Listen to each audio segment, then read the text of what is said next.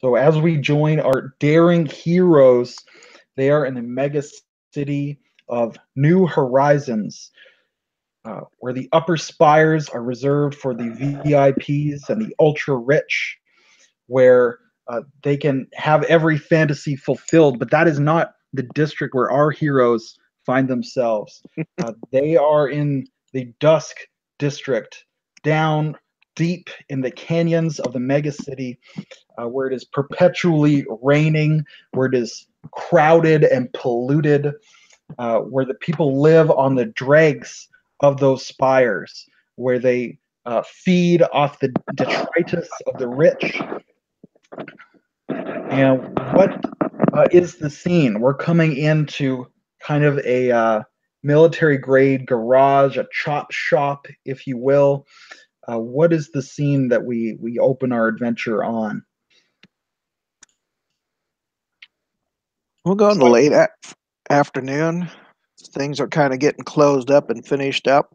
I'm uh I'm a little irritated because his armor is such a mess that I haven't finished it quite yet, and I was planning to get out of here and go have dinner at some nice Chinese little shop. So I'm a little irritated, but I'm getting it done or working on it still. All right. What does Al look like? What does his shop look like? Is it nice and clean and shiny, or is it all dirty and disorganized? Um, just his cabinet is probably fairly clean. He keeps his stuff clean. Uh, Al himself is around 6 foot tall. He's a little bit broad shouldered because he's actually a kind of a strong man for his size. But he's not graceful, but he's not clumsy either. So he's in there, probably got the uh, armor up on the table, working on it. All right. And Magyar, what does that armor look like? What has happened to it? Is it half exploded, or does it just have a big hole in it, or is this routine maintenance?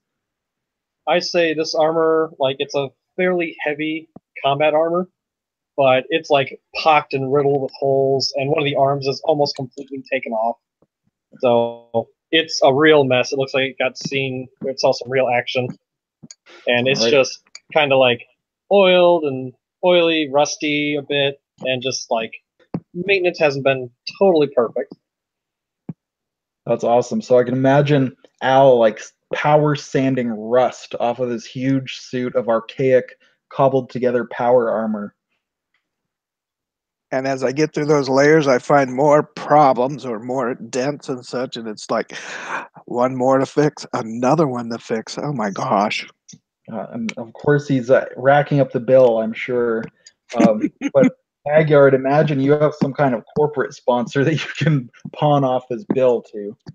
Oh Yep. yeah, So it's just I'll get the just standard fill it rate. up.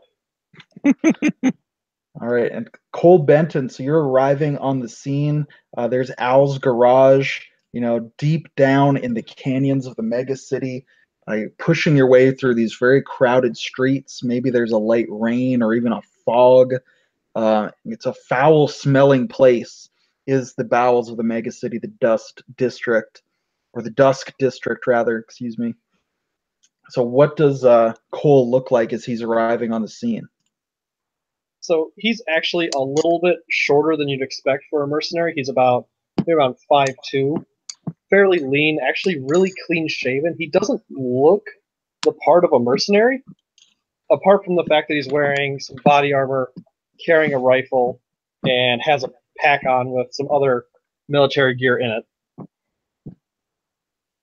And he's actually just kind of like strolling through the crowd, kind of like pushing, shoving, and like spinning a little bit. And you see he's got something in his hand as he's doing it. He's actually sitting there and like eating a cup of noodles and walking. Nice. All right. I'd imagine if the pedestrians see his body armor, see his rifle, they're clearing a path for him. But like you said, anybody who doesn't stay well back, you can just give them a little shove and a glare, and they know not to mess with you. I'd say I All right. probably just kind of like stroll up to Al's shop and like put my back up to the door and just push it open with my back, still eating noodles and walking in.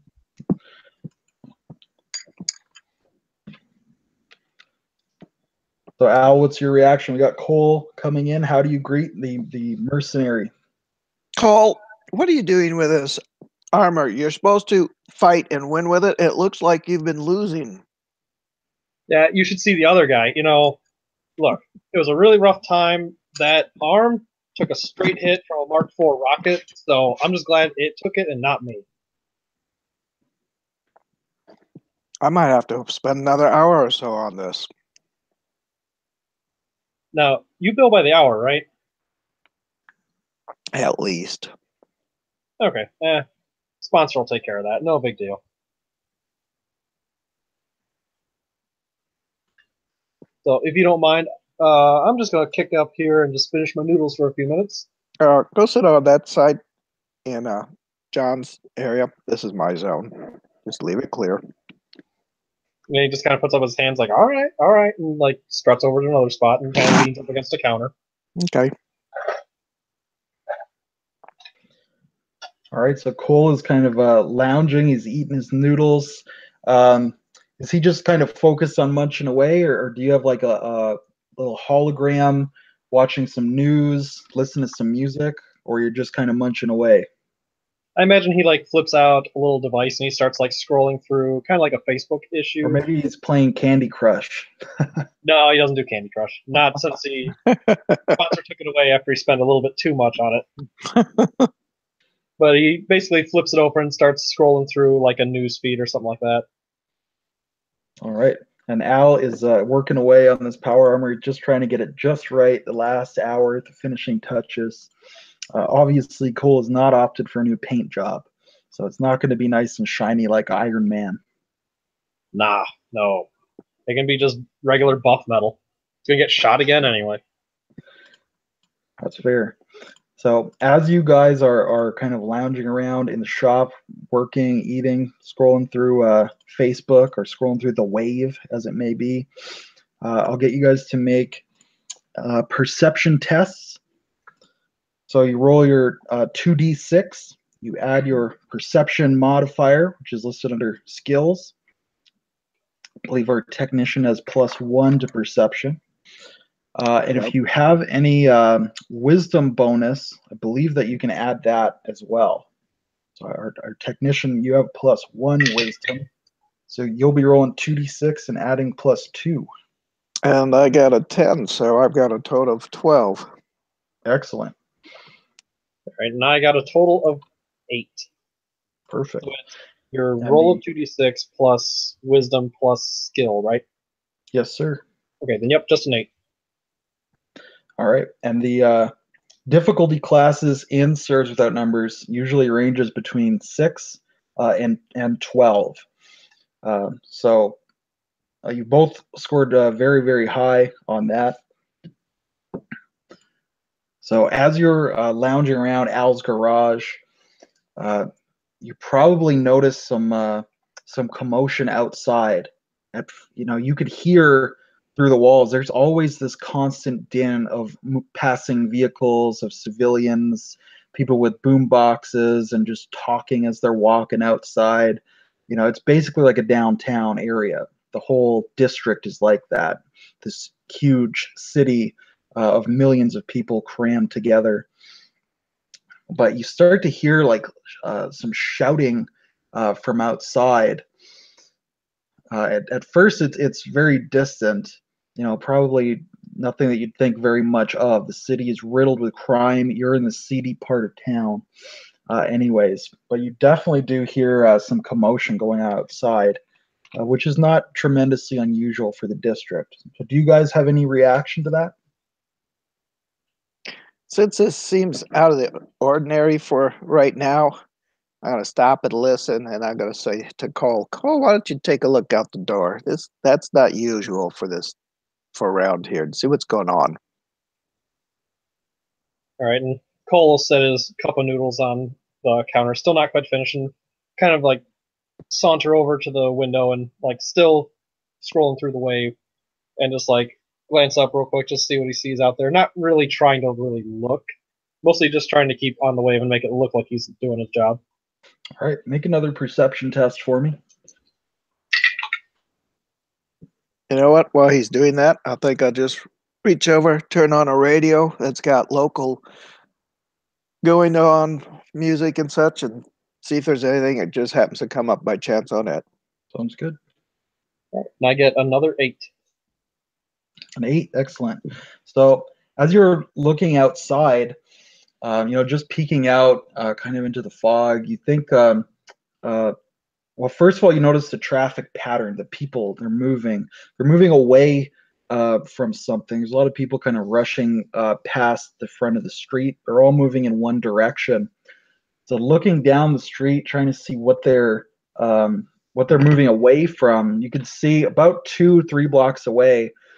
It looks like a hover car has crashed. So you can see some smoke coming up through the greasy fog. You can see some flames. You can hear some yelling from that direction. So it looks like there's been a crashed hover car over there. So at first glance, that's all it seems to be to you. Do you maintain a watch on the situation, or do you just kind of let it go and say, oh, it's just a collision? I'd say I'll probably go, it's just a collision. Looks like some guy, ran off the road or hit something. It's nothing. And just kind of like go back down to looking at the device and just kind of start walking away from the window. All right. If something of interest comes up on the radio, I've got it on. Otherwise, I'll probably finish out the suit unless I hear something else of interest from outside. Okay. So yeah, the local news feed, actually, it seems to be kind of going in a rerun, in a loop.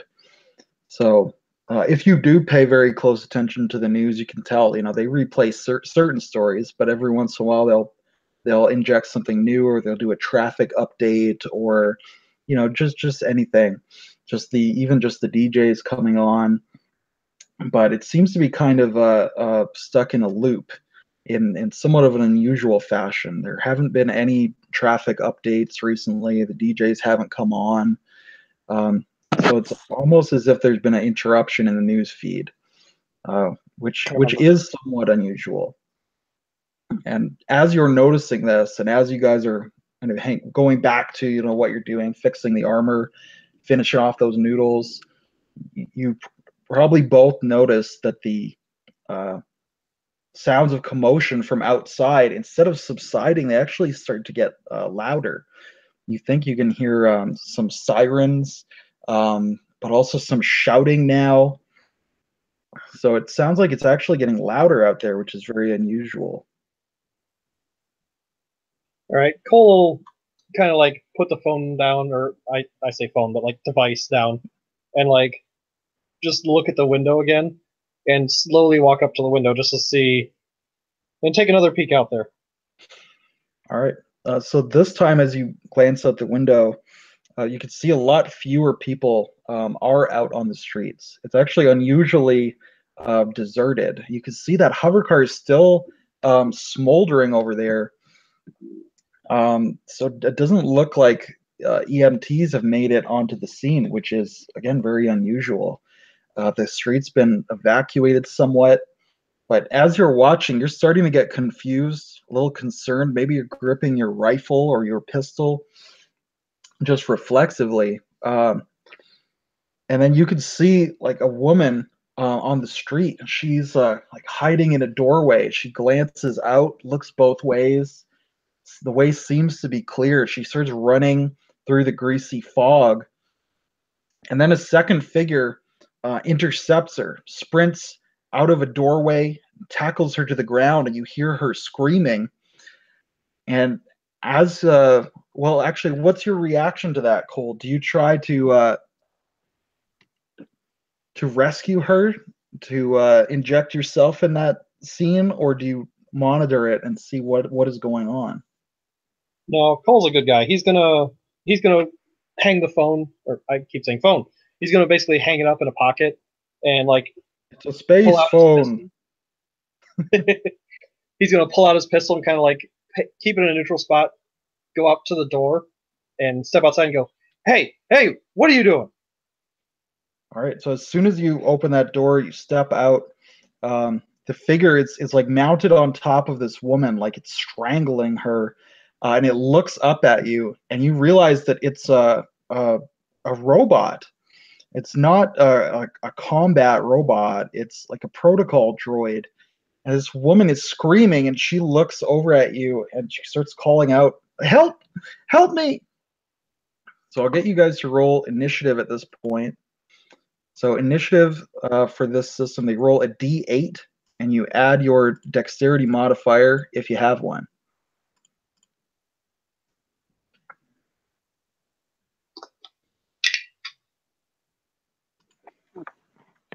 That's a 6 for me. Cole, I was using an online roller. Go ahead and roll for me while I grab actual dice, since the roller here is only allowing me d6s for the moment. Stepping away. Okay. Did he ask me to roll for him? Yeah, I think so. Okay, he got a 7. Okay, so a 6 and a 7. Plus whatever his dex is. Probably a 1 or 2.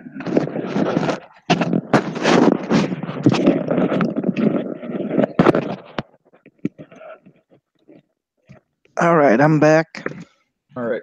So you rolled a 7 while you were away there, Al. Okay. I don't think I have any bonuses. Okay.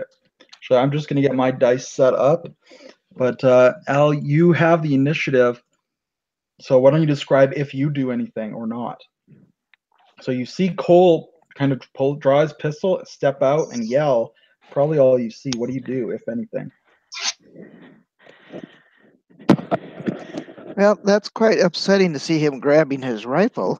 So I'll go to my toolbox quick and go into my open a lock drawer real quick and pull out my actual tools of the other trade and pull out my mag pistol and slap on my baton and slap on my microblade. Monoblade, that's what it is. And then I will go over to where he is and see what is going on also.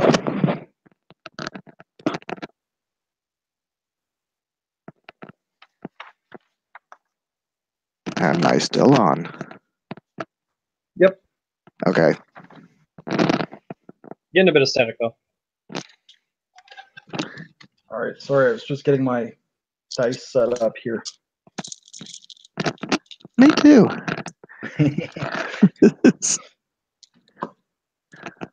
All right. So Al, sorry, could you just repeat that real quick? I've gone over to my toolbox, unlocked a drawer that I normally keep locked all the time, and put out basically my weapons. So I put on my monoblade, my stun baton, and I've grabbed my mag pistol, and I walk over to the door where Cole is and let him know that I'm coming over so I don't creep him out when I come up there holding my mag pistol out. Well, we'll say that you probably spend your whole turn getting yourself armed up. How about that? That sounds correct. Okay. Let's see here. So, do you have any armor that you're strapping on with that? Technically, my character does not have armor. The closest I got is a vac suit. Okay. Well, I know it's not on his sheet, but if you think it makes sense for him to have armor nearby, you certainly have time to put it on. So it's up to you if you think the character would have it or not. From his background, he could easily have armor. Now I'm going to go with this. Since I don't know what's going on, that doesn't make sense to me to put it on right now. Unless he said something to me about what is actually going on. If I don't know, then I wouldn't go that far yet. Sounds good. And then we're back to you, Cole. So you see it's a protocol droid. It's strangling this woman. You know, C-3PO has gone berserk. You have your pistol in hand. What do you do? I'm going to draw the pistol up and start stalking forward and yell at it one more time to let go. If it doesn't, I'm going to start shooting it. All right. So make your attack roll. So you're going to roll a d20. You're going to add, we determined your +4 to your d20. Yep. And I'll tell you the armor class that you're looking for. Add another +7 to that. So it's, okay, so I roll my d20, I add 4, and then I add 7? That's right. Okay. Basically, 23. the D20 plus 11, basically. 7 plus 4 is 11. Yep, then 23. Perfect. And 20 is the magic number. Anything 20 or higher is a hit. So that's big time hit against Berserk C3PO. So go ahead and roll your damage. With the pistol, it should be 2d6 plus 2. Yep. Now, do either of you know, does he get any kind of bonus for his skill or dexterity with a pistol with the damage? Oh, for damage, that I don't know. I don't think he does, but I I just think thought I'd it's double straight check. out damage. What is the weapon he's using? Mag pistol. It's I looked it up. It's the same as he had, 2d6 plus 2. Yeah, I'm just wondering if he gets a bonus from having a high dex or skill with the weapon. I don't think he does, but I just wanted to double check. From what I briefly saw reading just for the mag pistol, it did not say anything like that. Okay, But I didn't look in a lot of other areas either. sounds good. So Okay. roll the 2d6 plus 2. Yep, that comes up as a 12. Perfect. So that's big time hit. C3PO is done for. Describe what that looks like as you blow him away. So I imagine I like have the gun up in both hands and I kind of like stalk forward. I yell out for him to stop or it to stop. It doesn't. And I start popping rounds into it. And I imagine I hit it like once, twice in the chest and put one in the head. And it just collapses backwards. And I just keep going forward towards it. All right, and the woman is now like buried in this smoldering, destroyed protocol droid. So she's still just screaming. The gunfire has echoed out into that greasy fog. So If I can, like I'll move up to her, like with both hands on the pistol. I'll let one hand down and grab her and try to pull her up and like check her while keeping an eye on the droid. okay. Yeah, the droid is he's a smoldering ruin. He's definitely done for. He's not going anywhere without extensive repair. So as you help her up to her feet,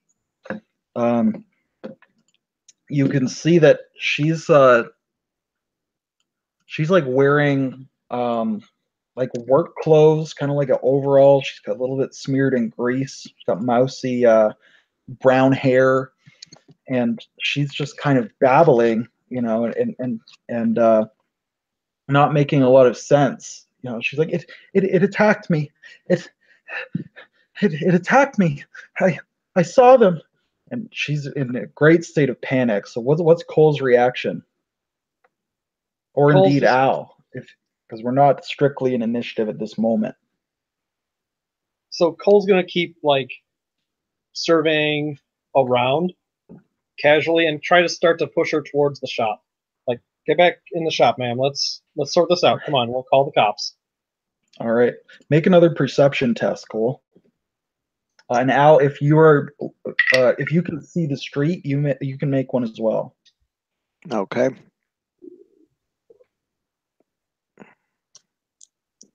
That is a 5.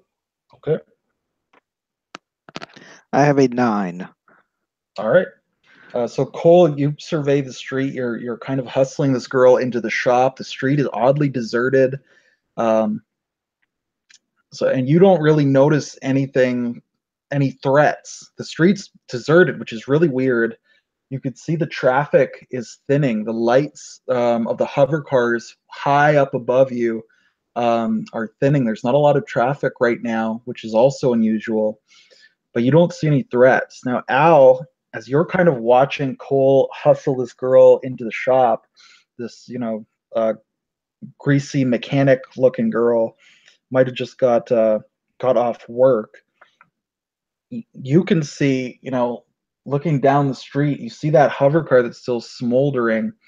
You think you see some movement around it. And just as Cole is coming inside, you think you see the yellow glow of robot eyes from that direction. Like you could see robots looking at you through the fog from down the street near that destroyed vehicle. I asked the lady, what's going on? What happened with you and that protocol droid? Why did you get into a problem with that? She looks just terrified. She's this scared, shell shocked look on her face. I was at work. I was in the factory, in the workhouse, and the machines, they went ballistic. They started cutting people and crushing them. And I ran outside, and people were screaming, and I hid. And I saw them droids chasing people and tearing them apart. I hid, and then I tried to run. I tried to get home, and All she's right. very escalated as she's talking. Make another perception test as she's telling her story. Oh, 14. Even lower. Apparently, you put me on edge. So I got a 4. I imagine I pulled out my little data pad again, and I'm just kind of like, I'm trying to look for news or trying to pull up something now to figure out what's going on, or trying to get in touch with the authorities. Or maybe you're just trying to console her and you're just distracted because she's like crying and babbling, and it's, Nah. But Al's got that. I'm trying to pull up something on the authorities and try and get someone here. All right. So while the girl is babbling, Al, you think you can hear footsteps echoing outside down the street. It sounds like a lot of people moving, but the footsteps have a very metallic twang to them. As we go in the shop, I'm pulling the door and locking the door. And then I think I will choose to put on what armor I have available. All right. Why don't you describe what does that storefront look like? Do you have a rolling, like a garage door? Or I think we'll go with a rolling metal door and for the garage door for large items to come with in, and then probably the regular door is a metal door. I probably have kind of a old little camera system outside so I can look at people who come to the door versus having a window, because since I really value my tools, I really like the idea of security. So there's no window on the actual door, and what window I do have probably has at least bars on it, because I know Cole looked out the window earlier, so there's got to be a window. Okay. So yeah, you certainly would. I think logically would have secured that as you brought her into the shop. Yep. Now that you hear these footsteps, you put your armor on at that point, correct? Yes. Do you point this out to Cole? Do you give him any instructions about trying to secure the door beyond the normal? I point out to him a rolling case of tools, which is not mine, and say, why don't you roll that up there and lock the wheels on the other side of the regular door? All right. Cole will start to do that. Has Cole noticed anything on the news or been able to pull up any kind of cops, anything? Any law enforcement? Off of his little computer or whatever he's got, ComSat? Yeah.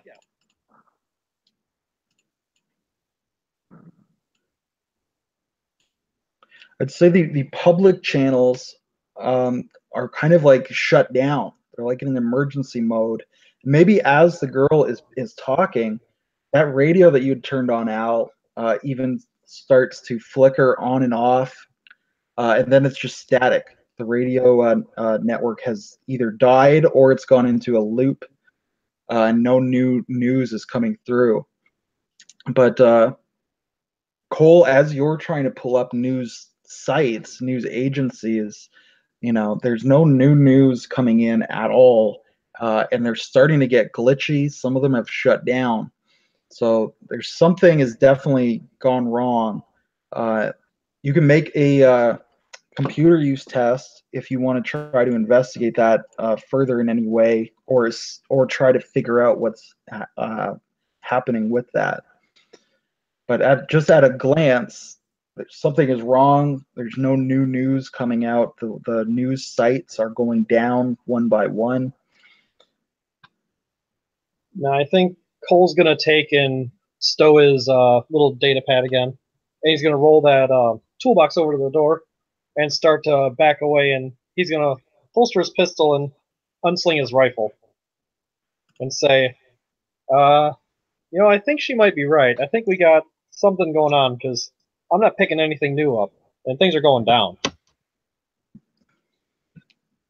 All right, so you put the tool chest in front of the steel door. You still have the big sliding door. Do you do anything to try to secure that further? Obviously, it has a lock, and it's obviously very heavy in the first place.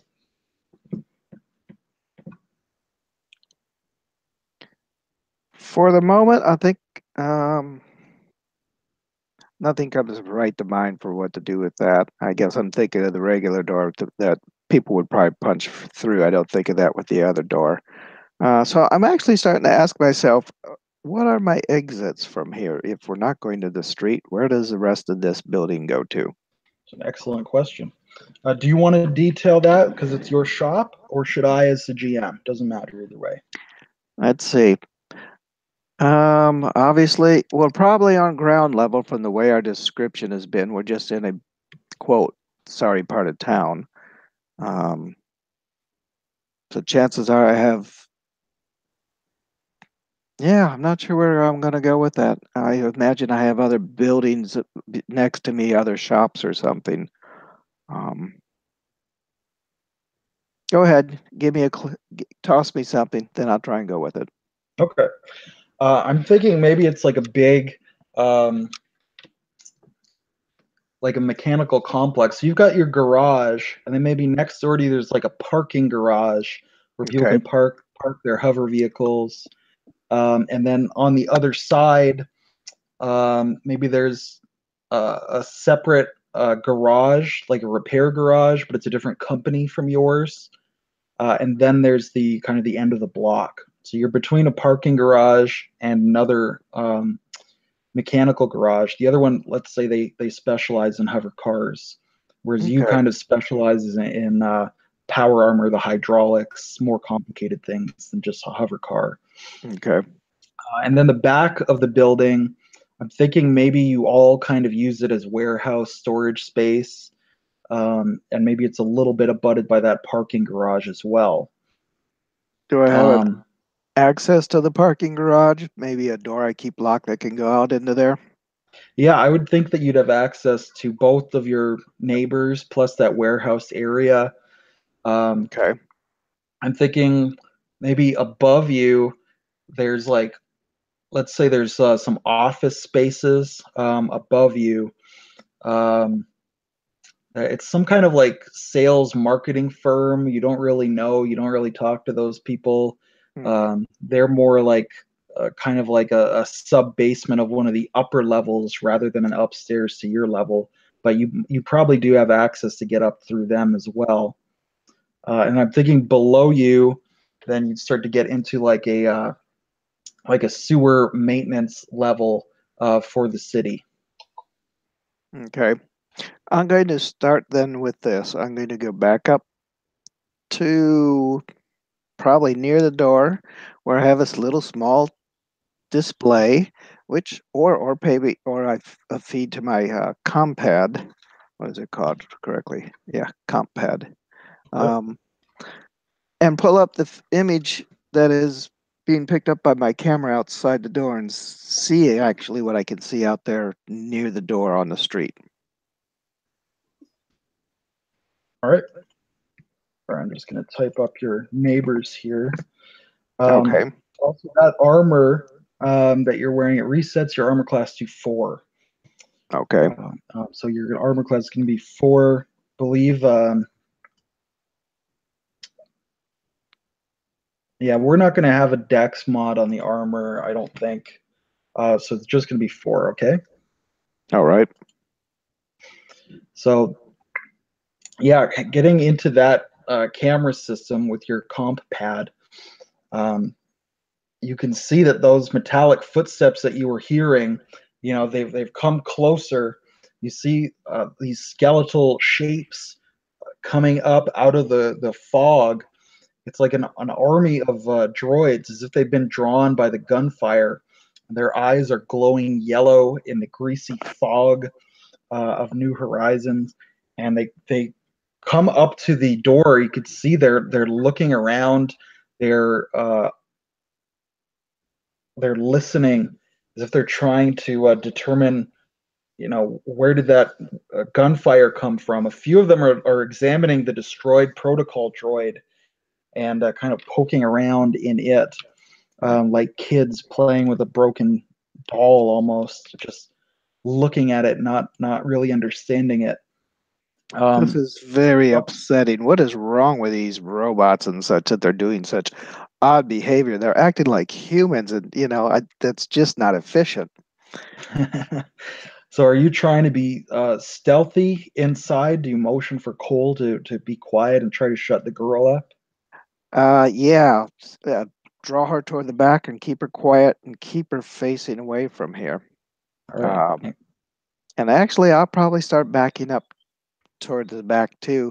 That way, I have the light from my compad is not glowing towards the window very much at all. And I'm actually going to move thus in a direction that puts me out of view of the window as best I can. Get behind toolboxes and move kind of crouched. Sounds good. I'm just trying to see. I don't think either of you have any kind of social skill at all to try to shut the girl up. Not really. You have leadership, Cole. I've got leadership at 0. Yeah, but you have it. But you have it. So. I believe the way the system works is if you don't have a skill at least 0, you get a penalty to roll it. Yeah, but at 0, you have no penalty at 0. Okay, so it technically is a skill of mine. Okay, got it. So, do you guys want to make, assuming that you're being stealthy as well, Cole, then you can make a leadership or other relevant test to try to shut the girl up, and then we'll get stealth rolls as well. All right, I'll go with leadership, and I'll be kind of like trying to push her to the back and just kind of like guide her and make sure she gets out of line of sight. Sounds good. So it's 2d6 plus 0. That is a 4. All right. Cole, or rather, Al, are you trying to assist Cole with this? I'll go ahead and say yes. All right. So you tried as well. No. Technically, with the -2, I pulled a 1. There we go. Okay. So apparently, as I was going over there, I tripped. Well, no, I'm thinking the girl has heard you tell Cole, Cole, we got to get out of here. And she starts freaking out, right? Okay. She's like, they're coming, they're outside. They're going to kill us. They're going to kill us. And she's freaking out. They're going to cut us up and yelling. And you guys are trying to shut her up, but she's making a lot of noise. Do you try to physically shut her up? Oh, yeah. Yeah. It's hand on mouth, and I try to restrain her. All right. So this stun baton has suddenly become interesting. Yeah. Just based on your previous leadership roles there, I'm going to say that she is, as you move to physically shut her up, she becomes terrified of you, that you're going to hurt her. And she starts trying to back away and run away from you guys as well at this point. So what's your reaction to that? Get back! Don't keep your hands off of me! I have that -1 charisma because I find people to be inefficient. So yeah, I hate to say you're playing into my probably. I'm probably gonna dive tackle her. Okay, so make an attack roll. Would that be Dex or Strength, and would it be unarmed or any? Well, wait. Oh, wait. I've got combat/any. Does that mean I need to pick something for that? Yeah. If you've got the first edition play sheet, you would either be unarmed, would be the type of attack you're taking, or you're actually taking a weapons skill. for Yeah, combat. I didn't fill in the combat any. So yes, you can customize that if you want to. So if you add that one to either your unarmed or your projectile, or those are probably the only ones you will use. What's your strength and dex? Does either one have a modifier? Both do. I've got a +1 strength and a +2 dex. I Oh, was thinking about putting it in. Is there like, does unarmed cover blades, or is that another thing? Because I've Yeah, I technically think there should be a melee skill for blades and bludgeons and such. yeah. I don't know if that's the. Actually, they didn't actually divide it that way. They divided it that way in the second edition. That the first edition didn't look that way to me, but I'd have to go back and look. Okay. Well, I'll leave just it up go to with. you. Can I just go with melee? I'll just say I have melee weapon basically, and that'll go for my monoblade and stun baton. Sounds good. Then Okay, I will. I also have a culture any and profession on you, so I'll figure those out later. But all right. I'll say I'm going to dive her unarmed. All right. So I believe you still end up with a +4, or is it only +3 with unarmed? I think it's +3 with unarmed. Yeah, because I got my attack bonus of 1. If it's strength, it'll be +2. If it's dex, it's +3. Yeah. And she's gonna have an armor class of 10. So add that, and then roll your d20 and see if we hit 20 or higher. Ooh, yeah, totally. Roll a 19 on the die. All right. So I'll let you describe what you do with her. She's I mean, she has so few hit points. If you want to, you can knock her out. You can kill her. You can restrain her. I'll let you narrate whatever you want. She's basically defeated. Whatever you want to do, you can do it. Oh yeah, So I totally just execute her on the spot. No, I'm kidding. I've played with certain people who would. No, I tackle her to the ground and like I want to pull her arms behind her back and just like hold her down and be like, "You gotta calm down. You gotta calm down, lady." All right. So you're like sitting on top of her. She's face down. You got her arms butterflied behind her back. She's starting to take some deep breaths and calm down. She realizes she can't struggle away from you, and she's like, "Okay, just don't hurt me. I'm sorry. Just don't. Okay." And she's starting to calm down. And then just as she seems to be coming to her senses, you hear pounding, metallic pounding, slamming on the sliding door, on the steel door. The robots are trying to batter the doors down with their bare hands. They heard her screaming. And as she hears this, she starts panicking again. And she's now screaming, "They're here! They're coming! They're here!" And now she's escalated, and they're pounding and trying to batter the door down.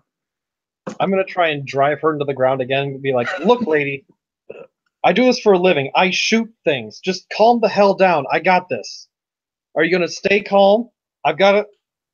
I can handle this." All right, so she will calm down eventually because she knows she can't go anywhere. So she will calm down eventually. After she starts to calm down, I'll be like, "Look, lady, if you just chill out, I'm gonna shoot these guys, but you need to chill out." They're pounding on one door or both doors? Both. It sounds like there's a lot of them out there. I'm going to with run your over. camera feed, you could probably see there were about 5, and then they've been coming Oh wow! as if they have some kind of network that they're coordinating their movements. So they're started with about 5, and once they heard you, now more are coming up out of that fog. So there's probably about 10 at this exact moment, but more are possibly coming. I'm going to just say to Cole, grab her, take her out the back door, and while I'm saying this, I'm going to walk over and grab an arc welder that took a couple of tanks on a little, wheel cart, and I'm going to pull them over by the door we're going out, and I'm going to activate it. And then as I go out the door, I will shoot at it and shut and slam the door. Well, or I'll just set it up so it's in the hallway there. And so when somebody comes in and I can hear them, I can shoot at the thing as we're farther down the hall. Sounds good. Now, do we want to roll new initiative, or we'll just keep what we just rolled? That really probably depends on when they come through the door. Okay. Well, I'm kind of tracking how many rounds it's going to take them to break through. So they're basically making attacks against the door on their turn. So I Okay. think we should stay in initiative. But do we want to re-roll or keep what we already had? I'm comfortable where we're at right now.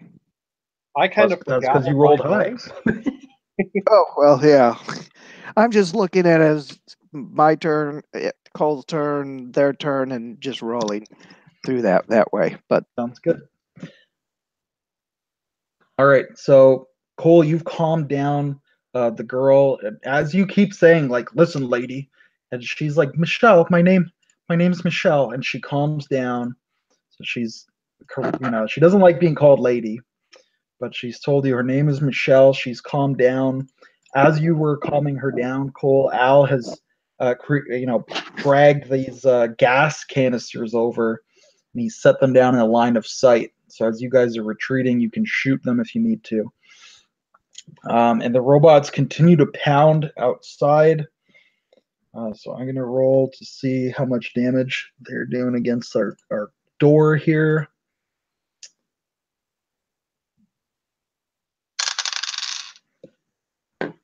So very superficial damage at the moment. You can start to see dents okay. coming into that sliding door. They've probably broken the glass part of your steel door, but they don't Yeah. appear to have any firearms, which is good. Then I'm going to drag the tanks all the way to the back door, so they're right there where it'll have the most efficient effect when somebody gets there. All right. I might even lay them down in the hallway, so as they come in, they have to kind of step over them. Okay. And And then when you we're good. say back door, are you guys moving into the mechanical garage? There's a parking garage. There's a warehouse, and then Cole, above. if you think this is good, I like the idea of going to the parking garage and then seeing if we can get in a vehicle. I don't know whether to assume I have enough money that I actually own a vehicle that's in there or not. I'd imagine you do. Okay.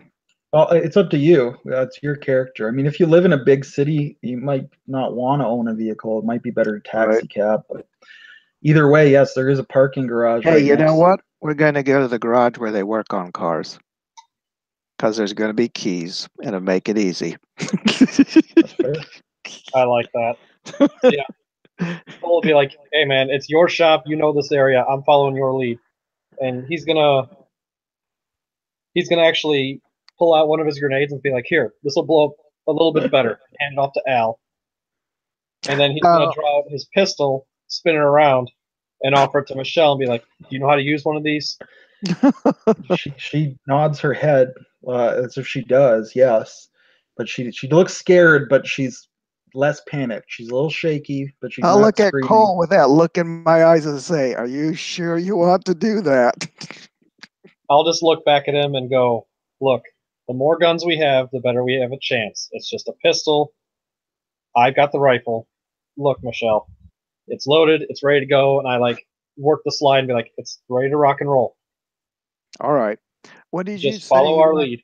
What'd you say about the grenade? How'd you want to use that? Oh, I just gave you one, and I saw you moving around those tanks. I figured you can just chuck that Okay. at the tanks, and That'll be more. That'll definitely set them off. Yeah, that's for sure. Uh, so Cole, how many grenades do you figure that you carry on you at a time? I probably just got two on me. Like if I'm Okay. just like walking in town and not expecting to do anything, I probably just have the two in my pack that like I forgot they were in there. Sure. Sounds good. Okay, so Al, you're leading the way through to the parking garage. I'd imagine. Well, it is Cole next or Michelle? I imagine Uh, I'm pushing Michelle along. Okay, so she's in the middle. Cole, you're bringing up the rear. You've got your rifle. Redirect. We're not doing parking garage now. We're doing the repair shop that works on the Oh yeah, vehicles. yeah. Sorry about that. Going for the easy steal. Borrow. Sorry, borrow. Yeah. Okay, so Al, you've moved through your shop. You're at the abutting door. You can hear them pounding behind you. I'm gonna roll another damage for them. They haven't. You don't think they've broken through yet because you still hear pounding. Um, so how do you enter the next garage? Do you kind of stealthily go in and peek around, or do you just kind of barge in and sprint, or what do you do? Well, let me ask the obvious question: is their back door unlocked or locked? It is locked, but you have a key. I do. Oh, good. Yeah, each unit is locked off from the other one, but I'd imagine that you have a key. You all kind of get along with each other, and it's not a big deal. I'm going to roll perception and listen at the door to see if there's much mechanical noises going on there. Sounds good. Roll it. I have 11. All right. So listening, you don't hear anything. It sounds very quiet. Maybe, just opening the door. It's a big, heavy steel door. Opening the door, peeking in. There's no movement. All the lights are off. You don't hear anything, so it seems to be clear. Okay. We'll enter in. I look at Cole and say, do we want to throw the grenade at the tanks now or seal this door shut? Let's save the grenade for now. Go ahead and seal up this door. Actually, yeah, let's do that. We'll save the grenade. We'll seal up this door. We're probably going to need it. If we get lucky, maybe they'll burst the tanks on their own coming through. Yeah, maybe. I've never been a lucky one, though. All right, we'll enter in and we will close this door, and from inside, whatever locks they have, we'll go ahead and lock it up. Just as you're coming in to the repair garage, the hover car repair garage, you're locking the door behind you, obviously, but just as you're coming in, you think you can hear twisting metal.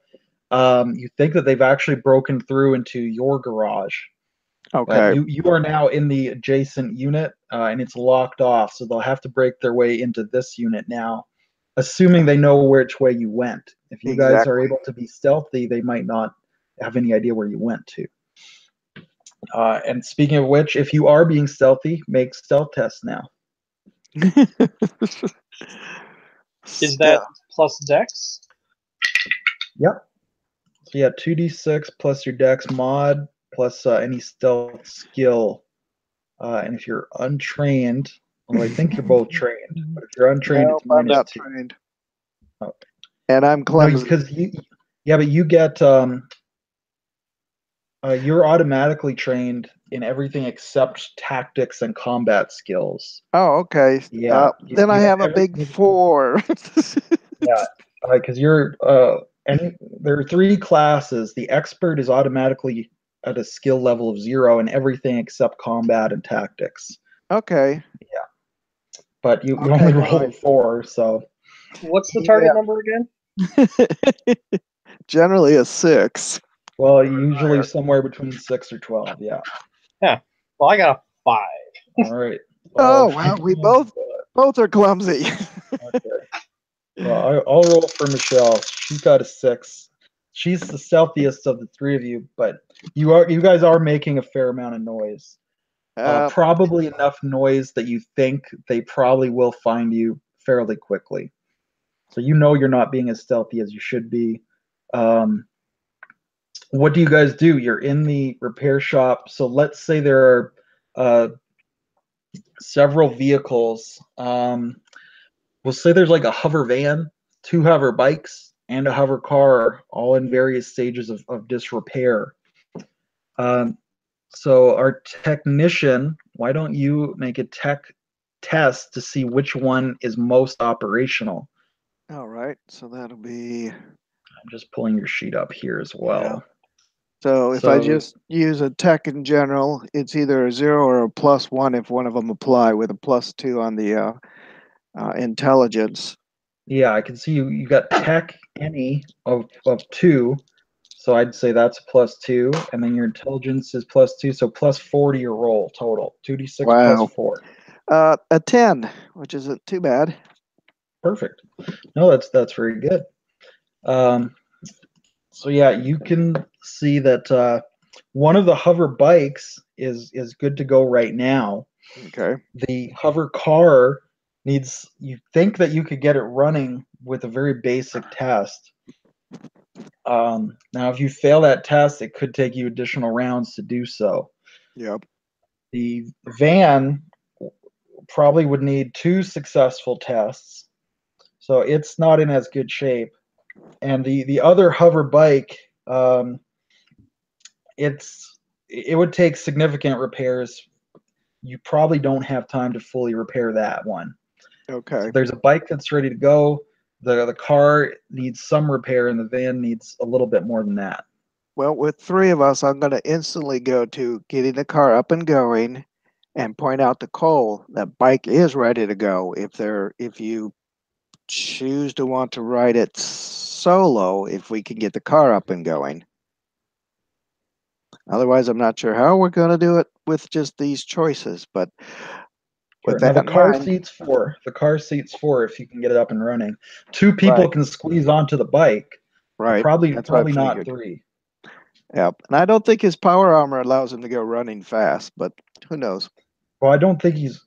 You hadn't repaired the armor fully, so he's not wearing it. Unfortunately, you had to leave Okay. it behind. Yeah, I'm Oh, just wearing okay. my basic combat armor. Just Okay. yeah. Yeah. So Then Al's moving to repair the car. What are you doing during that time period, Cole? You have a turn to get facilitated there. I want to make a tactics roll to find some cover and have the best position to shoot at that door, and also for Michelle, Sounds because I good. want to cover that door while he fixes it. Okay, roll it.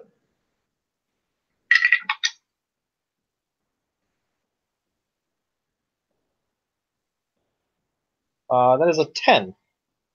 Great.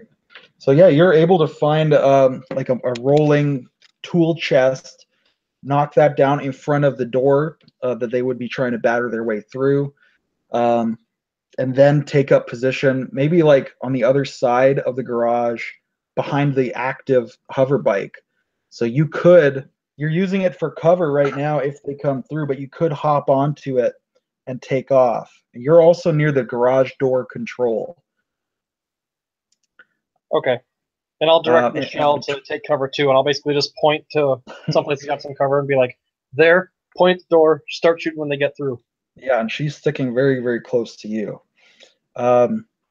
So between the active hover bike and the garage door control where Cole is, between there and the door to Al's garage, the hover car is in the middle. It's right in the middle of the shop, and you're trying to get it fixed. Yep. So we'll roll for the androids to see if they're able to detect where you guys went to. And unfortunately, you do start to hear, some pounding on the door. So the door is shaking and rattling. It's got that heavy tool chest in front of it. It's such a small door that probably not many of them can pile in front in the first place, which is good. Let's see. And fortunately, none of them know how to use the power welder, so they're just trying to punch the door down. There are no mechanic bots or no repair bots. So that's lucky for you as well.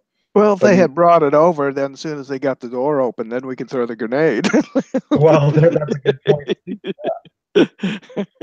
Did we get So lucky enough and that actually happened? And one of them is like fiddling with the machine trying to get it to work? We'll find no, out when that door opens. unfortunately, it doesn't sound like it so far. Oh, They're none of them have any mechanical skills, so they don't know how to use the welder. So Al, go ahead and roll your tech test to repair that hover car. okay. Get me through again. I know I'm rolling a +2 for intelligence. Then I'm getting a +1, is it? Or a +2 for tech? I wasn't sure how you were saying that earlier. It looks by your sheet. It looks like we'll give you a +2 and then +2 for intelligence, so a total of +4. And Okay. add your 2d6 on top of Okay. that. I'm just not quite getting why I'm getting the +2 in tech. Well, because we're gonna say your tech/any is what you're using. Okay. I technically picked categories, but that's fine. Yeah, I know. We're playing a little fast and loose because it's a Okay. one shot. Then I rolled a 10, so with the additions, I have a 14 on it. Excellent. Jeez. So yeah, you're able to get that hover car, up and running this round. But we will see if the robots manage to batter the door in. So the door is starting to bend inward. You were starting to see them on the other side, but it's not a big enough gap that they're able to come through yet. So they're pounding and slamming their fists into it. You can see one of the robots has shattered his fist, and he's just pounding away with the stump of his arm. And the door is just slowly being bent inward. And they're trying to push on the lock and the tool chest, but they're not through yet. So then we're back to Al, you're at the top. So the car's up and running. You could see the robots. So if you wanted, you could throw a grenade through or shoot them. But the car's up and running, so you could also open the door and fly out of there. What do you do? My choice is probably to get Michelle in the car first because to me that's our weak spot, and then pop the door and jump in the car and go with Cole. Unless Cole wants to take a motorcycle, that's of course his choice. All right. So Al's got Michelle in the car. He's turned on the car. He's got the garage door control ready. What do you do, Cole? I'm gonna move over to the car, and right before I get in, I'm gonna pop off a few rounds into the door. Just try and knock back a few of the robots and give us just a couple more seconds, and I'm gonna get in. Okay. Make we an need to- attack roll.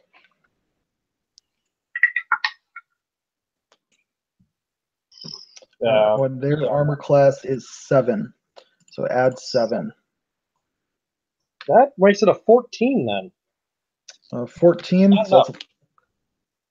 Or is it? what Or did is you it roll? 7 subtracted? Because remember the rolled a- attack roll, you roll a d20, and then you add their armor class and you add your mods. Your mods should be 4. Their armor class is 7, so it's plus 11 to the d20. Yep, I got a 14. Total? Yep.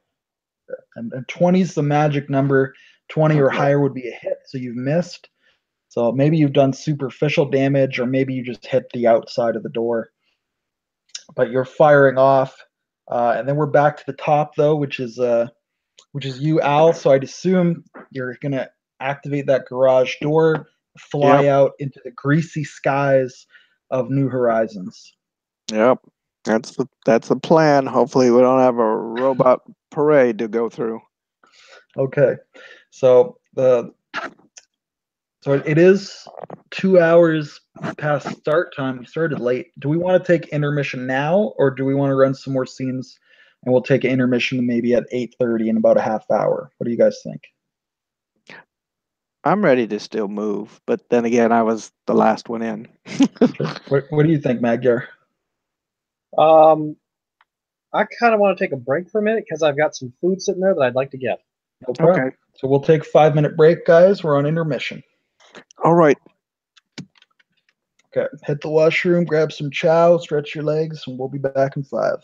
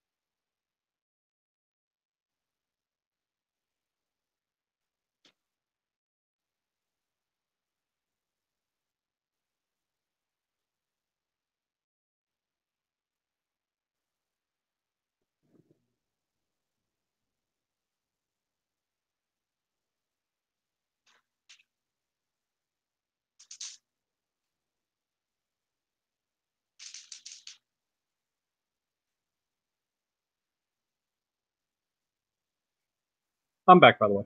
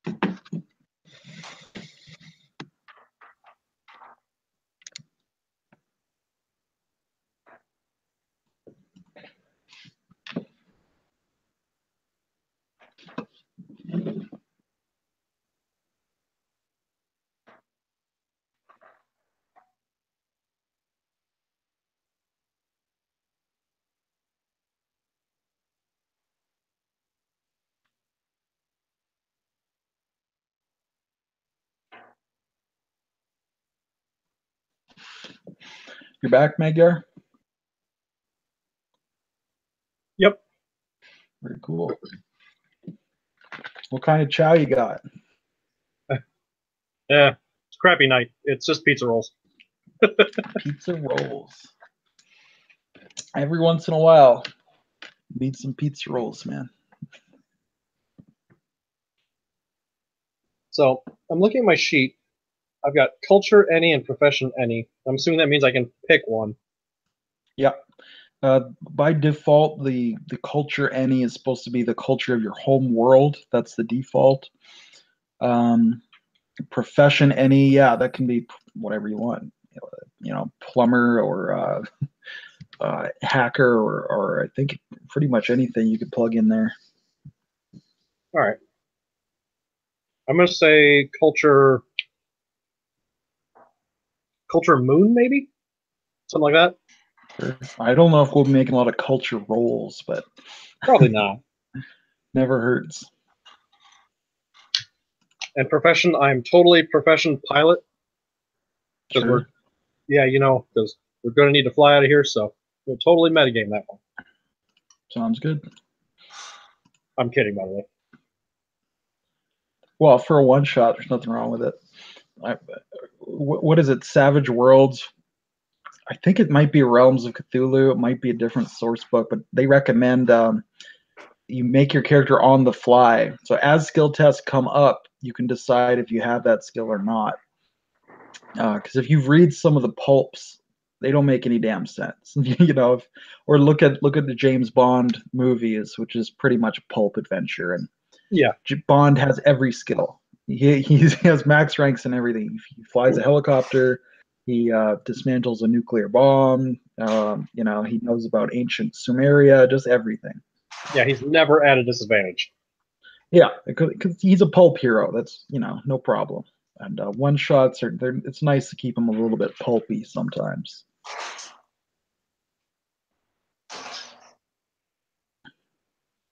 Yeah, then I'll leave that blank for now, just to see what comes up. Sounds good.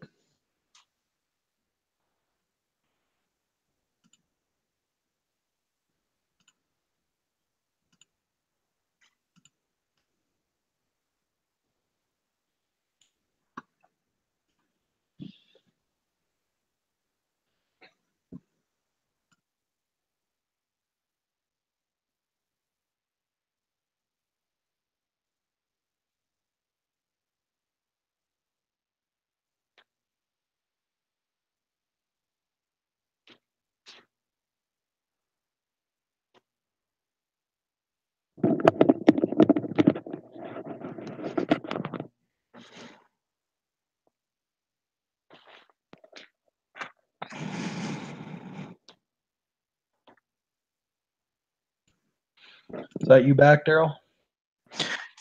That's me making noise.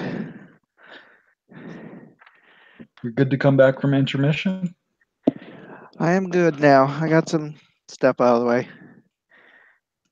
And Sounds one good. day I'll figure out how to get the camera back up on this working too. Yeah, we'll see. I have to rearrange my office here because before about 8 p.m. or so, it's just white light behind me. That's why I have the Oh, camera turned off. Not that I'm much to look at in the first place, especially this camera angle. It's twice the chins. My channel now has more chins than ever. It's a bonus feature. Well, some of us just come with those distinct features, so we There enjoy them. Well, Yes. I'm still hoping I can renege on that one, get my weight down a little bit, but we'll see. That or you grow a beard and put it away behind that. Yeah, I should have kept my goatee. I shaved it for job interviews. That's why. Yep. So as we join our daring heroes, they are racing through the skies of New Horizon. The robot rebellion is in full swing. They have just escaped from a garage complex as the robots were pounding in the doors. Protocol droids, repair droids, every kind of robot and android on their tail. So they're now coming through the skies of New Horizon. Where exactly are you steering, Al? Are you going to the main spaceport hub, or maybe a smaller, more secluded place where hopefully Or there would be less robots in use or slow ones, because don't want to move into an area where there could be a lot of them. So let's see.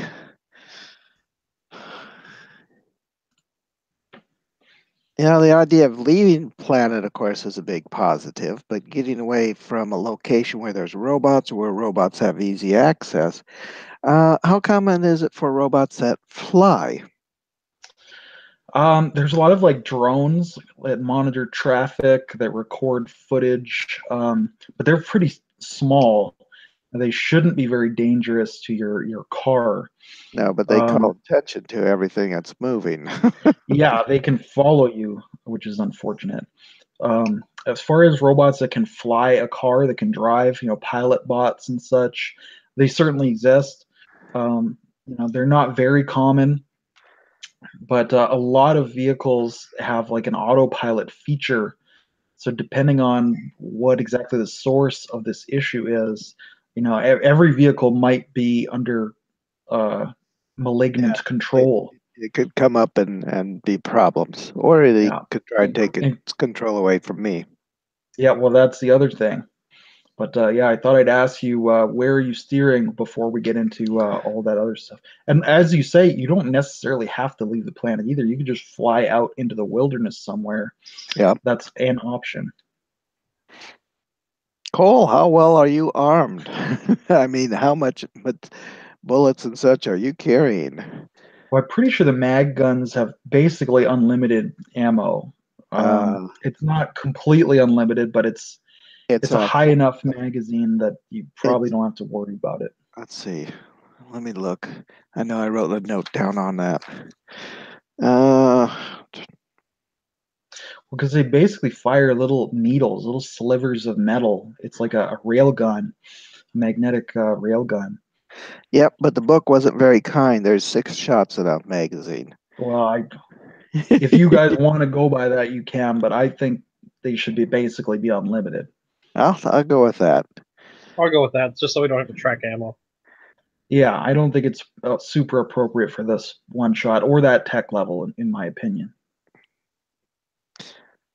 Cole, what do you suggest? Do you want to hit towards um, gosh, the idea of going towards ships that fly, to me, makes it think there's going to be more action over there. I kind of like the idea of heading out into the country. Indirectly, getting near water might be a real nice positive, because it allows, if you can get on a boat, you can get yourself very limited.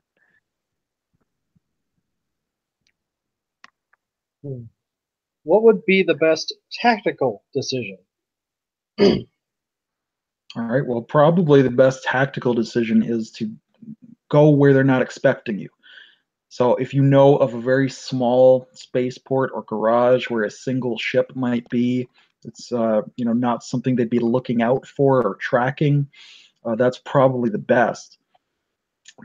Going out in the countryside, I mean, it could be an option, but then you're fugitives for who knows how long. Whereas if you go into space, you can go to another system, a space station, a colony, and actually get to a civilized area. So it's either go out and escape, which probably the soldier would prefer, or lay down, hide, wait for it to blow over, wait for a rescue, which I don't think a mercenary would think is the best course. Yeah, and I'll relay that and basically say, well, we stick around here, we're gonna be stuck here until they decide it's okay for us to be here again, or we leave, and maybe we go someplace where it hasn't been affected. I mean, hopefully it's just this planet. Hopefully it's not system wide, but Yep. there's a lot more space up there than there is down here. All right, so you're making your way then to like a small, secluded facility. Why don't you guys, or do you guys want to describe what is this facility? Where is it? How do you know about it? And if you don't have anything, I can certainly describe something as well. I've got an idea. Go ahead. How about like a personal corporate launch site that I would know about just from being a mercenary? Maybe it's somehow connected to my sponsor. Yeah, maybe it's a backup escape route to get this high value person off the planet. And you know about it because you bodyguarded the man for a little while.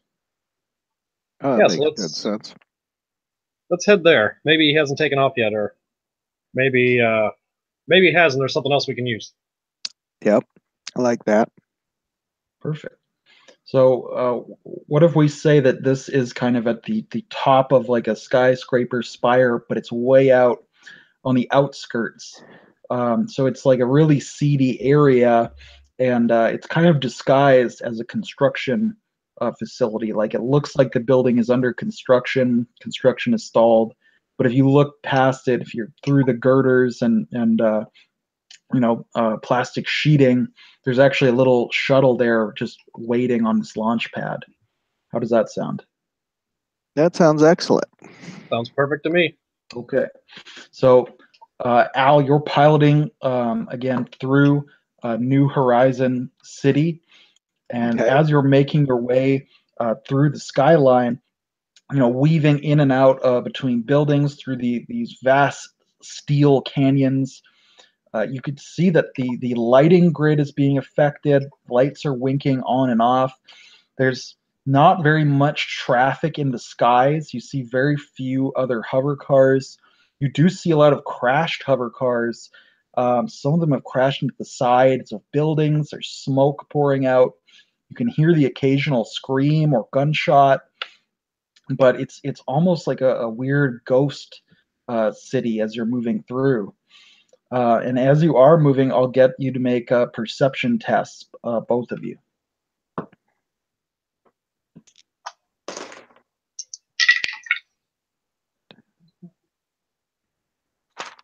That's at least 11 a for me. 10. Pardon me? I think mine's 10.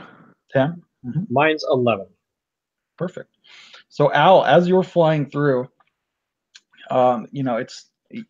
you start to notice the controls are becoming less responsive. You immediately probably think this is a computer issue because you just checked all the mechanics back in the shop. They're fine. Yep. So pulling up the hard drive, you see that the modem is engaged and something is breaking through the firewall on the hard drive. So Do I have an easy way to shut off, disable the modem? yeah, you could either mechanically disconnect it. You could try to electronically disconnect it in terms of using the computer, but you don't Okay. really trust that because you know a good hacker can override that.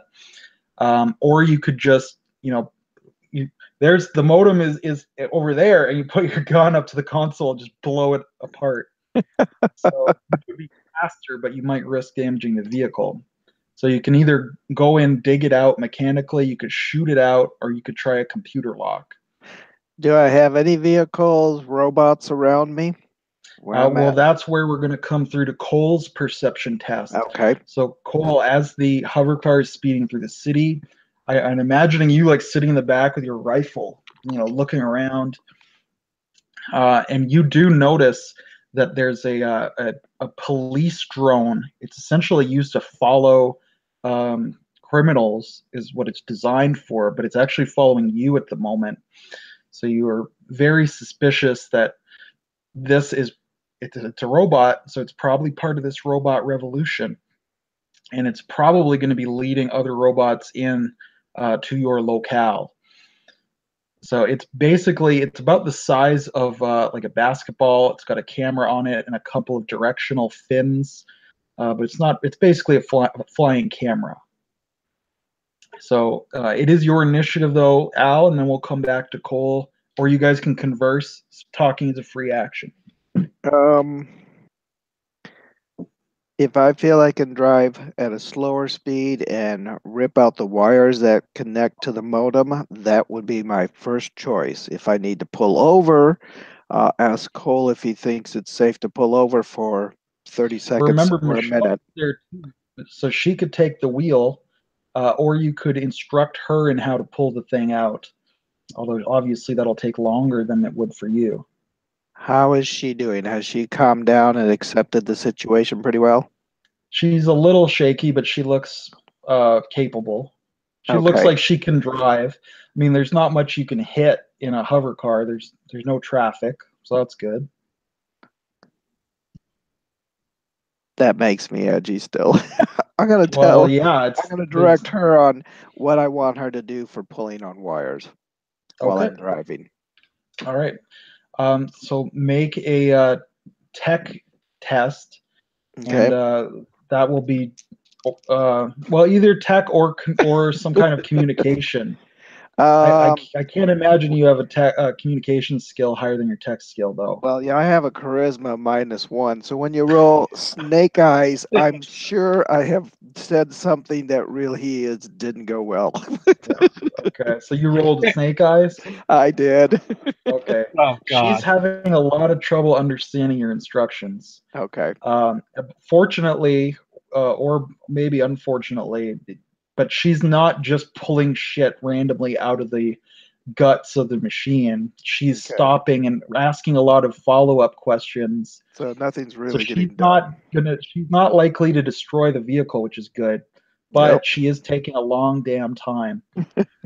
And then Cole, we are back to your turn there. So I'm just gonna kind of over my shoulder say, "Hey, we've got a tail," and I'm gonna lean out the window if I can and try and shoot this thing out of the air. Perfect. Let's make a attack roll, and we're going to say that their armor class is,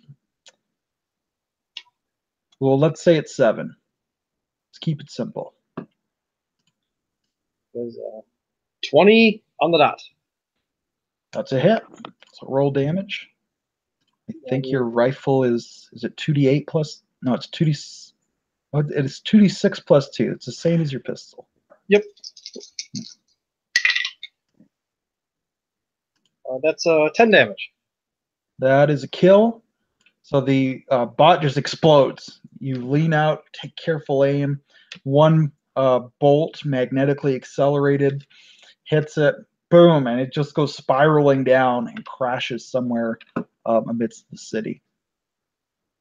So we'll come back to the top, which is Al. So Al, you've already given Michelle instructions.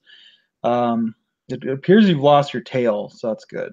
But you can either focus on instructing her or on driving more aggressively or quickly. Okay. We don't have the tail. Yeah, so you So might as well instruct her, I figure. yeah. Um, Instructor one more time, see how it goes. If it goes poorly, then I'll be pulling over or something. Okay. Or you could always give her the controls and you could take over. Actually, since there's no tail anymore, you could do that. I have a 13 this time. Excellent. So yeah, if you want to give her the controls, she'll drive, and then you're able to take that modem out pretty quick. I'll do that because I really don't want to lose the car. Yeah. So you've got you're digging into the guts of the car. She's trying to drive on the other side. Cole, I'd imagine, is still in the back looking around. But you're able to move through the city, quite some distance towards your destination. So you're leaving the city center. You're coming out onto the outskirts of New Horizon. So there's fewer of the big skyscrapers, a lot more urban sprawl, a lot more industrial sprawl, more factories and warehouses, stuff like that. But as you're moving through, Cole, maybe your compad, which you were trying to listen to the news on, you start getting a signal back through it. There's actually like an override signal that's going through. So it's like beeping like on the emergency broadcast network. Okay. And just listening in, it's just an audio source, but it's saying this is Dr. Milton Young from research facility, and it's very staticky. You can't make out every single word coming through. The systematic hyper advanced diagnostic observation watchman program has achieved sapience. It's taken control of the internet, of the wave. It's destroying, it's killing, must be stopped. And so you're getting this transmission overriding everything, saying apparently a rogue AI called Shadow, the systematic hyper advanced diagnostic observation watchman, has taken over the internet. That's the source of this calamity. And apparently it's this doctor has either been involved in it to know that, or he has independently learned of this, and he's taken over the emergency broadcast system. Do I have any knowledge of A, the doctor, B, Shadow, C, possibly where the emergency broadcast network base system is? You probably wouldn't know anything about the doctor or the system. It's very kind of obscure. Okay. It's a really big city, That's true. The emergency broadcast, that should be kind of buried in the city center. There's like a central facility that handles electricity, sewage, stores the internet servers. It's got the hyperspace comm link system. So it's probably coming from there. You'd imagine that that the doctor probably had to fight his way through to get there, because accessing it via modem would be essentially impossible. But if he is there, then at least he's broadcasting this also through hyperspace. So hopefully that will be alerting the wider solar system or the wider galaxy about this threat. So if Cole's carrying one of those neutron bombs or whatever, he could just toss it over a central part of the city and knock out the AI. There we go. Oh yeah, no big deal. I got one of those right here in my pack. Unfortunately, if it's on the internet, it's so decentralized that you'd have to destroy the entire internet to wipe it out. Which maybe that's what the military will come in and do. They'll just glass the planet over and move on. Who knows? But for the immediate moment, you're speeding through, you're coming into the outskirts, you've received this broadcast, so at least you have some idea what's going on. It's a rogue AI, and it's networked all the robots together, and apparently it doesn't like people very much. So you're flying in, you could see the spire that you're heading towards, and it looks like a construction site. There's raw girders, there's plastic sheeting, you know, but of course, Cole, you know this is all a disguise. And beneath that facade, there is a shuttle, there is a launch platform. So as you're flying in, though, you're spotted, or you must be spotted. You see a formation of hover cars moving towards you. So what do? They appear to be on an intercept course. It looks like two of them are police cars, police cruisers, hover cars, but there's also an additional four of them, so there's six in total that just look like civilian vehicles. They're flying in this V formation directly towards you. How exactly in a V are they? It's very tight. Very likely, this is part of Shadow. It's a computer, so they're in a perfect formation, or virtually. Very AI driven.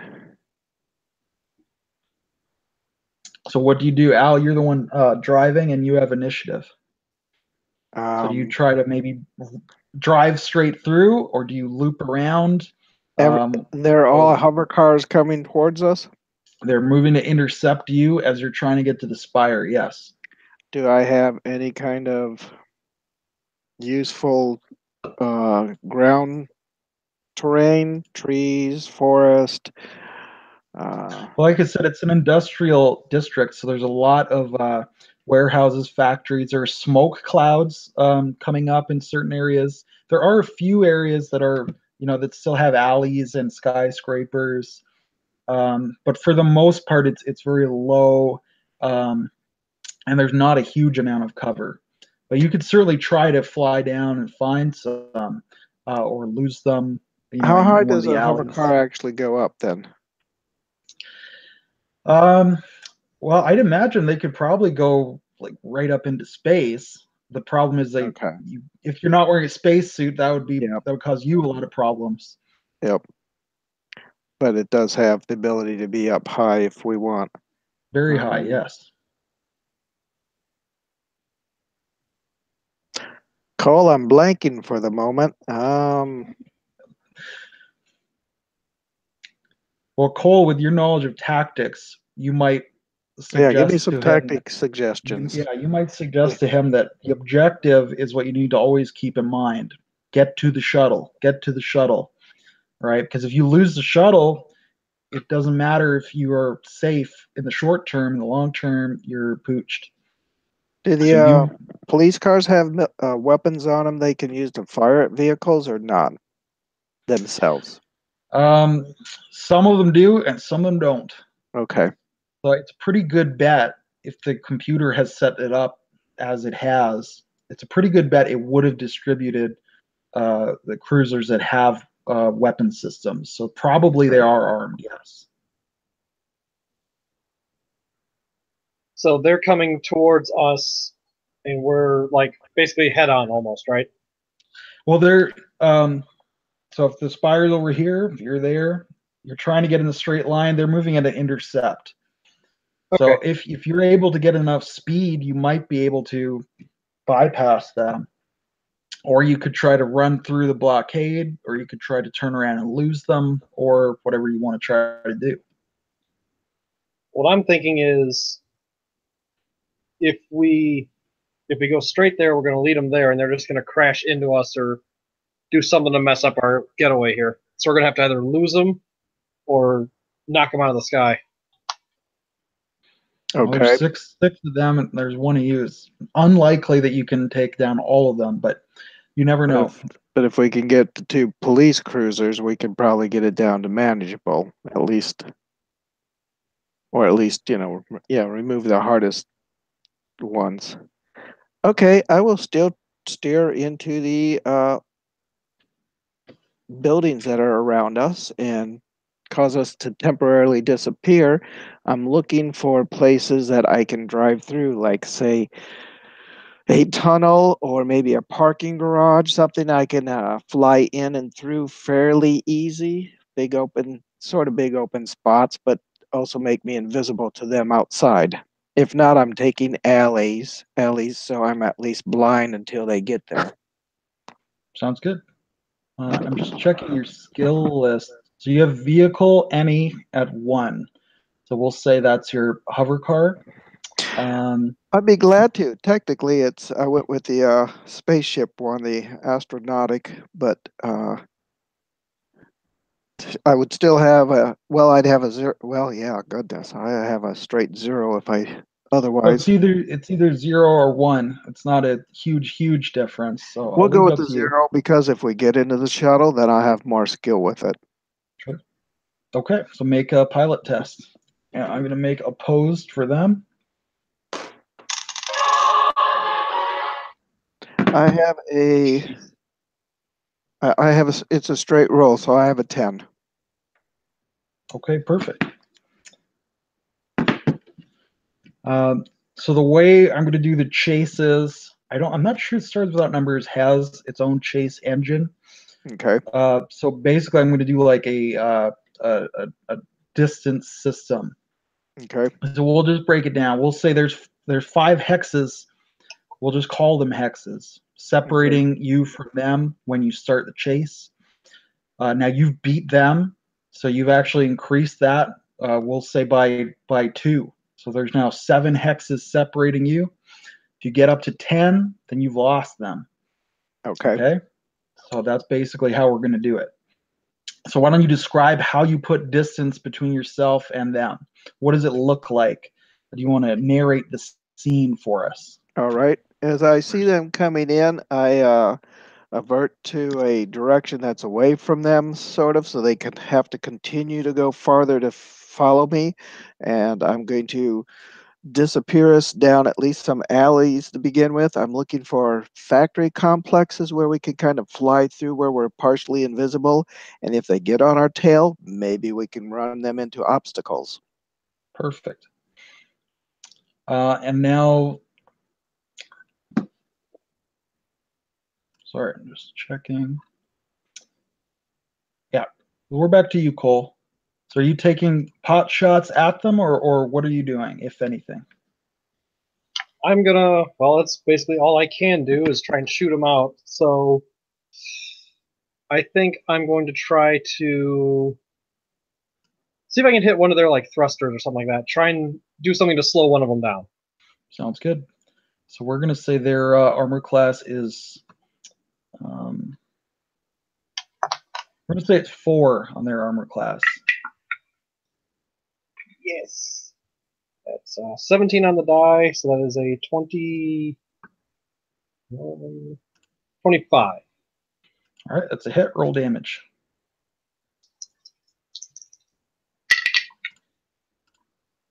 And 12 damage.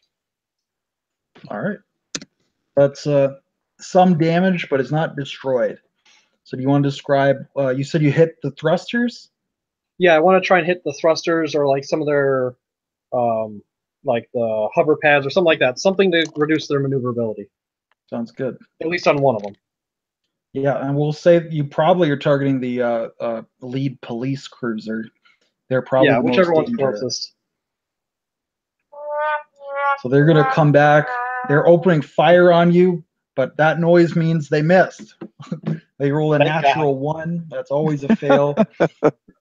So Al, you're leading them on this chase, around the industrial district. You're looking for the smokestacks to weave around, the clouds of soot and ash and pollution to fly through. And we're back to your turn. So go ahead and roll your pilot again. All right. 8 this time. All right, I'll get them an opposed test here. All right. So you can you beat them by 2, so you can increase that by 2 hexes from 7 to 9 in distance, or if you want, you can use one of those points or both of them to try to drive them into an obstacle. So essentially, the old Wronski feint where you You fly close to the ground. You pull up at the last second, and hopefully they don't. Okay. So basically, force them to take a piloting test or crash, or you could just outrun them. Whatever you want. You got 2 points to spend on that. So once we get the 10, we get rid of them. Let's keep the points, then go for the 10 then on the next Okay. roll. Yeah. Okay, so 9 hexes now separate you from them. So they're way back. You've almost lost them at this point. That's your turn, and now Cole, you're up. So you're still shooting? Actually, I'm gonna see. Are we flying by any obstacles or anything like that I can try and shoot down to, make him have to swerve or do anything like that, kind of like a defensive shot? Or go for a smoke cloud effect. Yeah, or like anything I can shoot that's gonna create a distraction or something to throw them off. Hey, if you had a bigger gun, I would say yeah. But I mean, you've got a rifle. I don't see you shooting down like a tower or anything with the rifle. If you could think of something you can do like that, then that's fine by me. I just can't think of anywhere to narrate it. That's all. What do you think? are we passing any fuel tanks that he might be able to pierce? That's a good idea. So yeah, let's do it that way. What kind of test do you think that should be? I'm thinking just shooting, basically to time your shot. So right when they're close to the fuel tank, you hit it, it explodes. Does that sound like a shooting test? I think that sounds. Yeah, I think that would be a shooting test. Perfect. Okay, so I'm almost thinking we should use your shooting skill. So don't roll an attack roll. Just roll the 2d6 and then add your bonuses. Okay. Because it's your skill. It's not hard to hit the fuel tank. It's just the skill of when you hit it. Yeah, no. What did you get? Let's see. 4. Oh, actually, it's 7. 7. Okay. Because we're dealing with high explosives here. It's, almost only counts in horseshoes and hand grenades, but this is a big hand grenade we're dealing with here. I get it because it's a near, because you rolled so low. I'm going to give them a piloting test to evade. They did not succeed on that piloting test. I love that automatic roller you got there. Yeah, I just use my phone. I love it too. My group hates it. They make fun of me because I don't have physical dice. But I love this thing. So I'm thinking that it should do about 4d8 damage from that explosion. Does that sound about right? Twice the power of a grenade? I think that works. Okay. Do you want to roll that damage or should I? I think I'll roll that. Roll it. 4d8. 6. 14. 16. 17 total damage. All right. So you destroyed the cruiser. So it's flying by. Maybe you tell Al, hey, Al, fly past that fuel tank, and he does, and you're just waiting, and they're following you. And just as he starts to come in, you line your shot up. The bolt goes flying. The tank explodes. The car goes tumbling end over end, slams into maybe the side of a different building. I'm going to give the other fellas some piloting tests to see how they deal with this. Damn. So, well, about half of them, half of the remaining managed to maintain pursuit. So you've still got 3 tailing you. The other ones, essentially, they lost a hex in distance, but that puts them beyond the 10. So they're basically lost. They're out of the pursuit for the moment. Okay. Now their buddies could maybe call them back and direct them long distance. But their buddies, the 3 remaining, are still on your tail. Actually, and we're going to roll for them. It's their turn to make a piloting test, Al.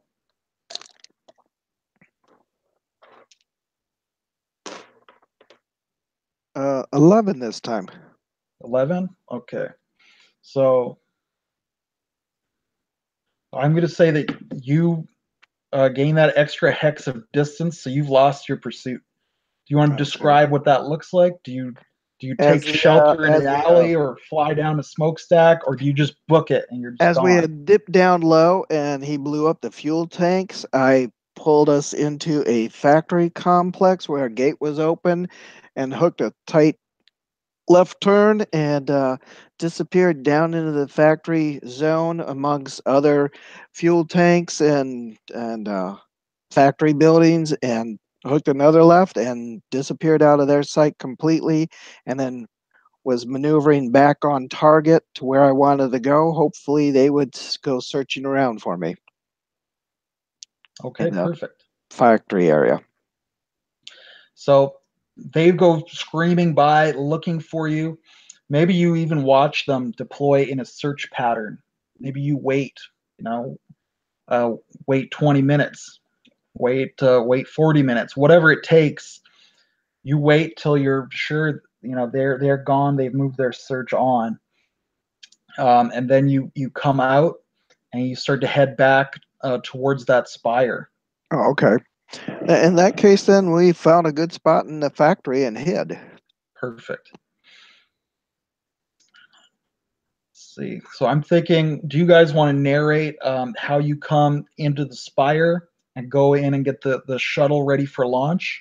Do you guys want to take over and narrate that? Sure. You start us, Cole. Yeah, go So, ahead. What does it look like? Because I don't foresee any other obstacles until you're getting in the shuttle and such.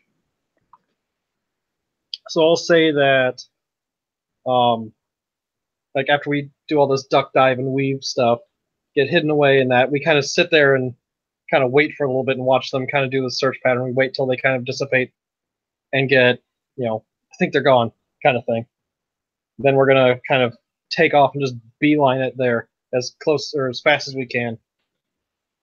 All right. And what does the approach look like? Is there like a secret door that opens up, or is it just a regular landing pad? I'd say there's like the landing pad for the vehicles, Mhm. and then it's kind of like secured away behind some blast doors or something like that. All right. So yeah, you come down. It looks like an ordinary hover car landing pad. You get out. Cole takes the lead. He's got his rifle. He's looking around, leads you inside the facility. And he takes you up a secure elevator. And as the doors open, you can see this like facade of girders and plastic sheeting, but it all just makes this big shell. And right in the middle, there's this beautiful, sleek, new looking shuttle. Not very big, but it looks fast and it looks new and it looks really expensive. Fortunately, the VIP who owns it, fortunately for you, it doesn't look like he made it. His butler bot probably strangled him in the night. But you guys are coming in. The now, Cole, do you have the security codes for it? I'd Or do you say have I remember the old codes that we used, and I say I go up there, punch it in, and it doesn't work at first. All Like, right. I wish Stars Without Numbers had a luck mechanic because then we could roll luck on this, but unfortunately it doesn't to my knowledge. It's one of my favorite mechanics and almost no system has it. But how about a 50-50? How does that sound? I'm good with that. Okay. Success. So the old code works. The doors open. You're able to come in. Michelle is very happy to sit down. She's shaking. She's kind of crying. She might go use the washroom, clean her face up a little bit. I mean, she's still dirty from work, working at the factory. She saw her coworkers get ripped apart by the machines. So she's, trying to cool down. So Al, you're trying to power up this shuttle. Why don't you make a vehicle or tech test, whichever you think Okay. is most appropriate, whatever you have the highest mod in. Okay. Well, it would be with the intelligence and then a +1. Mhm. So +3, a total of 9. 9. Okay. I'd say with a 9, you're able to get the shuttle online, operational. It's powered up. Um, Now make an additional tech test because as you're powering it up, its modem automatically comes online as well. Yeah. You That's got to something I shut don't that want to have. down. Oh, yes. That is a 14. Perfect. So that's a huge roll. Usually you go from anywhere from 6 to 12. You're well beyond that. So you're easily able to shut down that modem like as soon as it turns on. So you very much doubt there was any blip on the radar for anybody to notice that you're powering up the shuttle. So you've got the shuttle powered up. You know the lights are on. You've got the controls for this shell of girders and plastic. Um, Cole has probably told you that when you flip the switch, when you activate it, all that just poof, it goes flying off the spire. So it's not very safe for any pedestrians nearby. Fortunately, it's an industrial area. There shouldn't be very many, if any. And right now, there probably aren't because the machines are they're sorting Them people out. Unfortunately, out and dead. yeah. Let's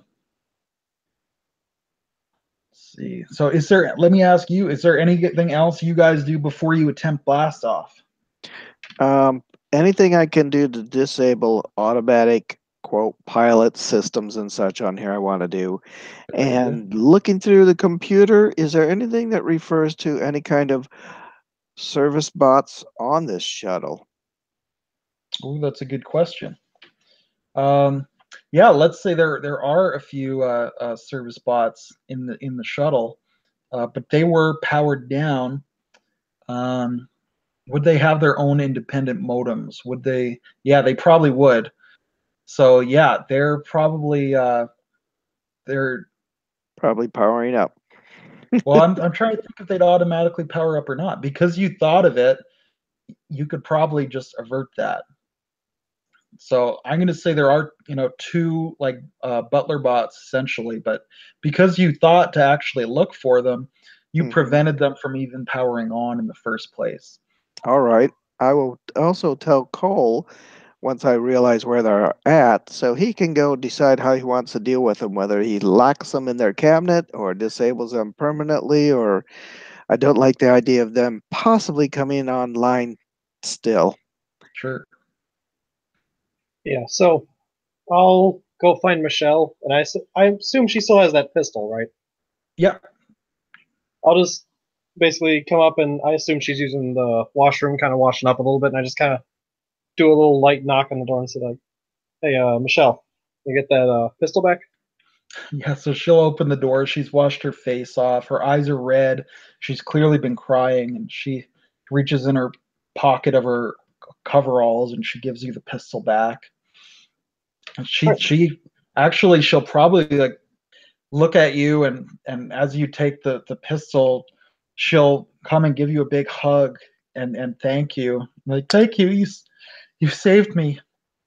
You saved me, Cole. Thank you. And she's not quite crying into your shoulder or anything, but she's very emotional at the moment, and she really is trying to express her appreciation that you didn't leave her behind. You didn't let her get strangled to death by that protocol droid. So I'll just kind of smile and pat her back and be like, "It's all right now. We're gonna get the hell out of here, and we'll have a new start somewhere." But before we do that, I got some business to take care of, and I just kind of like step away from her, pull up the pistol, and I go find those two bots that we've got, All and I right. put them out of commission permanently. I just imagine you walking up to the powered off robots. And you just put the gun right up to their head, and just blow their heads off. Oh yeah, no risk. I'm not taking any chances here. I just pop pop. All right. That sounds good to me. So that's just funny to me for some reason. That the door opens, there's two powered down robots. You just walk in, boom, and just blow their heads off. That's funny. Any other day, this would upset me greatly, but not today. I imagine you hear like the two bang, bang, and you just kind of go, ah, just because you know exactly what just happened. Yep. Still two less things to worry about. Okay, then I guess we are. I will actually use the comm system. Let them know if you're ready. I'm gonna pop the doors and take off. Is this shuttle actually have any weapons on it that you're aware of? And I'll start checking on it. No, the shuttle doesn't have any weapons. It's a very small vehicle. But it's very Um, fast, you said? yeah, it is pretty fast. Yeah, Okay. but it's unarmed. Well, then I will let them know you need to take seats because we're going to give this thing a good test run. All right. So yeah, you power up the shuttle systems. You flick the switch. All those girders and the plastic sheeting on top of this spire just break off and fall down, revealing the shuttle. By now, it's probably like you think it would be. Let's say if this has been going on through the night, and as you're taking off, the sun is just coming up over the horizon of New Horizon, and the day is dawning. The city is illuminated, this beautiful gold hue and the dawn time. And you're flying off across the sky, coming up into orbit. So where do you go from there? The planet has a space station. Do you try to dock with the space station and hope that they have not been infected, or do you just bypass that? I'm And going to try communicating to it through radio and see what I received back from there. all right, perfect. Expecting trouble there, but I'm going to ask and see. Make I think either a perception or a tech test. 10. All right. So yeah, you radio through. Let's see. We'll say that it's Tyrus Station. It's the name of the station. So you radio through. We'll say, what do you figure is the name of the shuttle? Let's maybe the Peregrine. So Okay. you radio through Peregrine to Tyrus, Peregrine to Peregrine to Tyrus Station, Peregrine to Tyrus Station. Do you read, command, copy? And they respond back to you. This is Tyrus Station calling Peregrine. We read you, and you are clear for safe docking and platform 11. We're glad that you made it out of there all right. Does But this sound like a human voice?